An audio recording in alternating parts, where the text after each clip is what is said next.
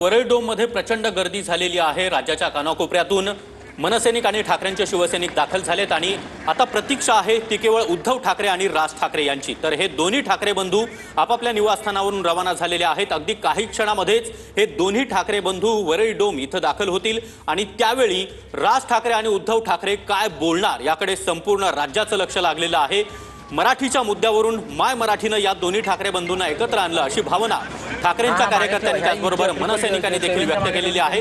तर उद्धव ठाकरे यांचा हा ताफा आपण पाहतोय, त्याचबरोबर राज ठाकरे यांची गाडी देखील आता वरळी डोम इथं पोहोचेल। मात्र तत्पूर्वी अमित ठाकरे हे देखील आपल्या कुटुंबियांसोबत वरळी डोम इथं दाखल झाले आहेत। वरळी सिलिंकवर आता सगळ्या हा गाड्यांचा ताफा आपल्याला या ठिकाणी पाहायला मिळतोय। तर विजयी मेळाव्यासाठी ठाकरे बंधू एकत्रच रवाना झालेले आहेत। एकत्रच ते आता वरळी डोम या ठिकाणी पोहोचतील, एकत्रच व्यासपीठावर देखील उपस्थित होती आणि त्यावेळेला शिवसैनिक आणि मनसैनिकांचा उत्साह पाहणं अभूतपूर्व असेल।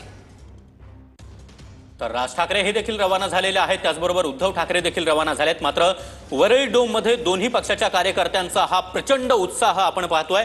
बँडच्या तालावर ढोल ताशांच्या गजरामध्ये ठेका धरताना हे कार्यकर्ते पाहायला मिळत आहेत। महिला कार्यकर्ते देखील प्रचंड संख्येनं वरळी डोम सभागृहामध्ये दाखल झालेल्या आहेत।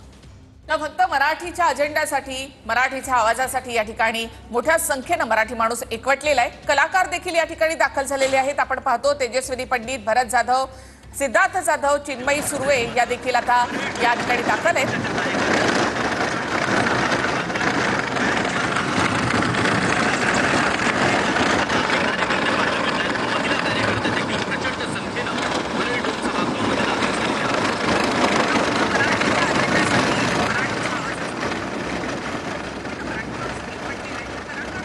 तर उद्धव ठाकरे वरळी सिलिंक वरून या ठिकाणी आपण पाहतो त्यांचा ताफा वरळी डोम कडे निघालेला आहे।